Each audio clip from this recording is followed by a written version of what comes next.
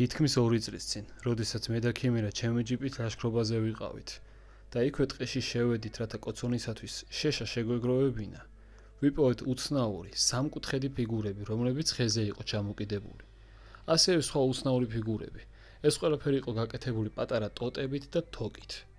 აშკარაა, რომ ძალიან ძველი იყო, როგორც თოკი, ასევე ტოტები. თავიდანვე გაგვიკვირდა.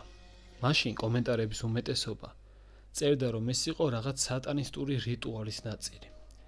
ჩვენ ამით უფრო დავინტერესდით, უფრო მუღამში შევედით და შემდეგ წელს დავბრუნდით. ეს უკვე ჩვენი მესამე დაბრუნება იქნება აქ. რადგან მეორე მისვლაზე აქ რაღაც უცნაური ნაჭერი ვიპოვეთ. უпростоრად ეს ნაჭერი ტაისონმა იპოვა, როდესაც მისი თხრა დაიწყო. და საბოლოოდ ეს აღმოჩნდა. ნაჭერზეც რაღაც უცნაური ფიგურები თუ სიმბოლოები იყო გამოსახული. მესამე მისვლაზე ამჯერად არ გავჩერდებით მანქანაში, პირდაპირ კარვებით დავიძინებთ ამ ხეების ქვეშ, სადაც ყველაფერი ვიპოვეთ თავის დროზე. ჩაუჯექით მეგობრებო, შაბათს დღის 12 საათზე ამ ვიდეოს ნახავთ და ვიდეოში ძალიან უცნაური რაღაც მოხდება, რაც ღამით ქიმერამ შენიშნა. თანაც ეს ყველაფერი ძილში გაიგო. ამას შაბათს გაიგებთ.